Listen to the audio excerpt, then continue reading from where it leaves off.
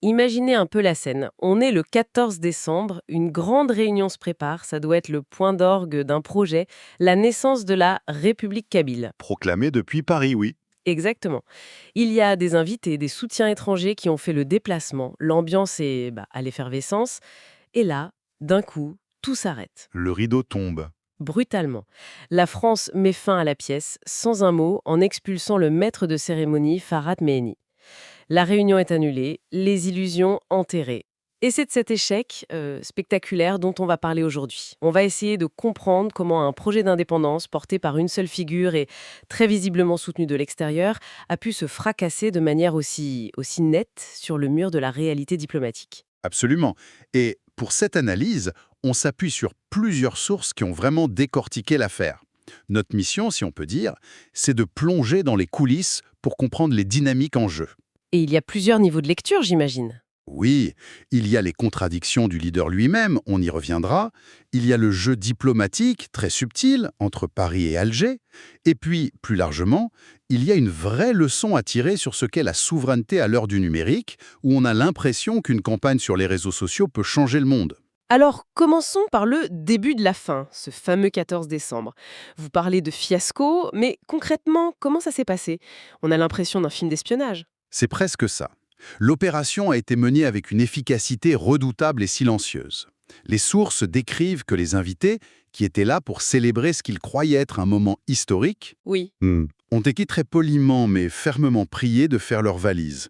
Certains même raccompagnés à l'aéroport.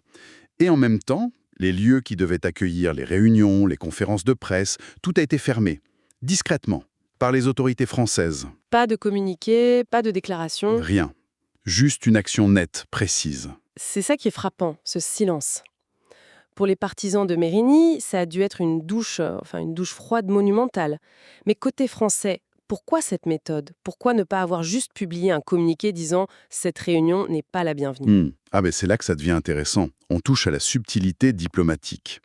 Une déclaration officielle aurait donné de l'importance à l'événement. Ça l'aurait mis au centre de l'attention. Exactement. Ça aurait mis Méhéni au centre d'une polémique, ce qui était peut-être ce qu'il cherchait.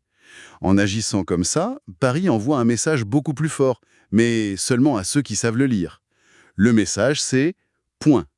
Le jeu est terminé, on ne sera pas la scène de théâtre d'une opération de déstabilisation visant un partenaire stratégique. L'Algérie? L'Algérie. C'est une ligne rouge tracée non pas avec de l'encre, mais avec des actes. Un partenaire stratégique. On imagine bien qu'Alger n'est pas simplement regarder tout ça se passer en mangeant du popcorn. Le timing de l'intervention française semble un peu trop parfait. C'est le moins qu'on puisse dire. Plusieurs analystes parlent d'une manœuvre parfaitement coordonnée. L'idée, c'est que la diplomatie algérienne a travaillé en coulisses très efficacement. Pas de scandale sur la place publique. Surtout pas, ils ont probablement utilisé leurs canaux de communication privilégiés avec Paris pour faire comprendre que la situation n'était plus tolérable. Une des analyses utilise une expression assez parlante. Alger aurait soufflé à l'oreille de la France. Ce qui est une démonstration de force assez impressionnante, finalement. Une diplomatie de l'ombre qui obtient des résultats concrets sans faire de vagues. Exactement. C'est une victoire qui se joue dans les couloirs, pas sur les plateaux de télévision. L'Algérie a défendu ses intérêts vitaux, sa souveraineté, de manière chirurgicale. Et le message est clair pour quiconque voudrait tenter une aventure similaire. Pour bien comprendre comment on en arrive à cet effondrement, il faut peut-être revenir sur le porteur du projet, Farhat Mehni. Est-ce que ça a toujours été une revendication indépendantiste aussi radicale? Pas du tout. Et c'est au cœur du problème. Le projet, né officiellement en 2010, a connu des mues assez déroutantes. Au départ, on parlait d'une demande d'autonomie pour la Kabylie. Ce qui est une revendication assez classique. Somme toute classique, oui, c'était mesuré. Puis, progressivement, le discours a glissé. On est passé à une exigence d'indépendance totale et absolue. D'accord, une radicalisation. Oui, mais ça ne s'arrête pas là. La toute dernière version du projet était encore plus conceptuelle, disons. Les sources parlent d'une ambition floue de rattacher cette future république à un échafaudage institutionnel international. Ce qui ne veut pas dire grand-chose. Personne ne sait vraiment ce que ça veut dire. Mais ça sonne très différent d'un projet classique basé sur un territoire et un peuple. Mais ce qui est peut-être le plus fou, c'est le grand écart de l'homme lui-même dans ses discours. C'est presque schizophrénique. C'est le mot. Le contraste est saisissant. Il y a quelques années à peine, Farhat Meheni se présentait comme un chantre de l'unité algérienne. On a des archives où il se dit fier de toutes les composantes de l'identité du pays. Ses racines amaziques, bien sûr. Mais aussi son arabité et sa foi musulmane. Précisément, il affirmait respecter, je cite de mémoire, chaque fibre du tissu national. Attendez, la même personne La même personne qui aujourd'hui déclare ne plus se reconnaître comme algérien et va même jusqu'à affirmer que la Kabylie n'a, historiquement, jamais vraiment appartenu à l'Algérie. c'est un virage à 180 degrés. Ça pose question, forcément. Bien sûr, on pourrait voir ça comme une évolution idéologique sincère, les convictions politiques peuvent changer, mais là ça semble extrême. Comment les analystes expliquent un tel revirement? C'est là que l'analyse devient plus crue. La plupart des observateurs, en fait, ne croient pas une simple évolution idéologique. Ils relient directement ce changement de discours à des facteurs beaucoup plus matériels. C'est-à-dire? Les sources sont claires. Le discours s'est radicalisé au fur et à mesure que les financements s'amenuisaient. Quand certains sponsors se sont retirés, les convictions semblent avoir suivi le même chemin. La rhétorique est devenue plus agressive, peut-être pour attirer de nouveaux soutiens venus d'ailleurs. Donc ce serait moins une question de conviction que de survie économique du projet? C'est l'hypothèse la plus sérieusement envisagée. L'agenda serait devenu de plus en plus personnel, déconnecté des réalités du terrain. C'est ce qui a poussé certains analystes à ne plus parler d'un mouvement politique, mais à utiliser le terme très fort de narcissisme militant. L'idée que le projet est devenu une fin en soi plutôt qu'un moyen de servir une cause. C'est ça. Et pour faire exister ce projet, qui reposait donc sur des bases assez mouvantes, il y a une communication absolument démesurée. On a tous vu passer ces annonces sur les réseaux sociaux. On avait l'impression que quelque chose de grand se préparait. C'était une véritable bataille de la com menée quasi exclusivement en ligne. Des promesses d'annonces fracassantes, des conférences de presse annoncées comme des sommets diplomatiques. Oui, il y a eu un emballement certain. Énorme. Notamment dans certains médias marocains qui sont allés jusqu'à annoncer que des dizaines de pays s'apprêtaient à reconnaître officiellement cette nouvelle république. On parlait de pays d'Afrique, d'Amérique latine. Et le résultat? Qu'est-ce qu'il y a eu de concret derrière tout ce bruit? Le vide? Absolument rien. Un silence radio total sur la scène internationale. Aucune reconnaissance. Pas une. Pas même une petite déclaration de soutien symbolique d'un obscur parlement régional. Rien du tout.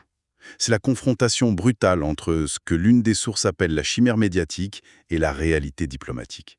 Le buzz s'est pris un mur. C'est incroyable. Donc tout ce bruit, toutes ces annonces, et derrière, le néant. Le néant absolu. Et en fait, ce n'est pas si surprenant quand on regarde le fond du dossier. Le projet s'est heurté à un obstacle infranchissable, le droit international. Un domaine qui peut paraître un peu aride, mais qui est décisif. Il est impitoyable. Le cadre juridique est d'une rigidité totale sur ces questions. Expliquez-nous ça simplement. Pourquoi est-ce que c'était mort-né sur le plan légal? Le principe fondamental qui régit les relations entre les États, c'est la souveraineté et l'intégrité territoriale. En clair, aucune région ne peut décider de faire sécession unilatéralement. D'accord. Pour qu'une séparation soit légale au regard du droit international, il faut l'accord du gouvernement central, de l'État concerné. L'exemple de l'Écosse est parlant, hein. Le référendum a été organisé avec l'accord de Londres. Sans cet accord, toute déclaration d'indépendance est illégale.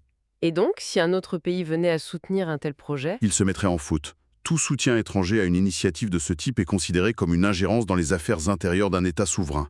C'est une infraction grave aux règles de base de la diplomatie, celle de la Charte des Nations Unies. ce qui explique le silence radio. Évidemment, aucun État, même ceux qui auraient pu avoir un intérêt à affaiblir l'Algérie, n'a osé franchir le pas.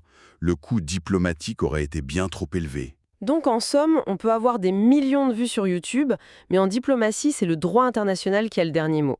Le buzz ne pèse rien face à la loi. C'est un résumé parfait. Et l'Algérie, de son côté, n'a jamais laissé planer le doute là-dessus. Sa riposte, ça n'a pas été de se lancer dans une bataille de com', ce qui aurait été une erreur. Sa riposte a été une partie d'échec. Les sources décrivent une stratégie millimétrée et silencieuse. Qu'est-ce que ça veut dire concrètement, une stratégie millimétrée? Ça veut dire qu'au lieu de réagir publiquement, Alger a agi sur plusieurs fronts à la fois. Pression continue sur les institutions internationales, une veille stratégique pour anticiper les coups, et surtout un contrôle rigoureux des dynamiques internes pour s'assurer que le projet ne trouve aucun écho réel sur le terrain. C'est la démonstration qu'un État peut défendre sa souveraineté très efficacement avec les outils de la diplomatie et de la stratégie, sans avoir besoin de faire des démonstrations de force. On a parlé de la com, des contradictions, mais sur quoi reposait ce projet concrètement? Avait-il une base solide au-delà de la personne de Méani? L'analyse est très claire là-dessus. Non. Tout l'édifice reposait sur ce que les sources appellent deux béquilles. La première, c'était l'argent venu de l'étranger. La seconde, cette machine médiatique très huilée, principalement en ligne. Tout s'est effondré, d'un coup, comme un château de cartes. Ça montre à quel point le projet était déconnecté du sol, en fait. Complètement. Il flottait dans une bulle médiatique et financière, mais sans racines. Cette affaire, au final, ça ressemble vraiment à un cas d'école. Une sorte de conte de fées moderne qui se termine mal. C'est exactement ça. C'est un cas d'école sur les limites de l'influence à l'ère du numérique. On est tellement habitué à voir des mouvements naître sur les réseaux sociaux qu'on a parfois l'impression que tout est possible. Le buzz, la viralité, ça peut créer l'illusion très puissante d'un soutien populaire massif. L'illusion, oui, mais ça ne suffit pas. Jamais. Ça ne remplacera jamais les fondamentaux de la politique et des relations internationales. Une base juridique solide, une adhésion populaire réelle et vérifiable sur le terrain, et une reconnaissance internationale crédible. La viralité sans la légitimité, c'est un feu de paille. Ça brille très fort, très vite. Mais ça finit toujours par se heurter au mur du réel. Voilà. Donc si on essaye de synthétiser, ce qu'on a vu, c'est d'abord l'effondrement d'un projet devenu très personnel, déconnecté de sa cause originelle et surtout complètement en dehors des clous de la réalité juridique. C'est le premier point, oui. Ensuite, on a une démonstration de force tranquille de la diplomatie algérienne qui a su manœuvrer avec patience et efficacité en coulisses avec la France. Tout à fait. Une partie d'échecs gagnée sans bruit. Et enfin, et c'est peut-être la leçon la plus large, c'est la confirmation que la souveraineté des États, ce vieux principe qu'on croit parfois dépassé, reste une réalité absolument incontournable. Exactement. C'est pour ça que cette affaire restera dans les annales. C'est un exemple clinique, presque de laboratoire de ce qui se passe quand une ambition personnelle, nourrie par des financements opaques, se confronte aux logiques implacables de la géopolitique et du droit. C'est une leçon sur la fragilité des projets construits, comme le dit une source, sur du sable mouvant. L'échec était inévitable donc. Sans légitimité populaire profonde et stratégie politique solide, l'échec n'est pas juste une possibilité, c'est une certitude mathématique. Et ça nous laisse avec une pensée pour la suite, une question qui reste en suspens. Ah oui, Farhat Mehni est tombé. Mais l'idée qu'il incarnait, cette volonté de déstabilisation en utilisant des leviers externes, va-t-elle renaître ailleurs, sous une autre forme, avec d'autres visages, mais avec les mêmes intentions? La question reste ouverte.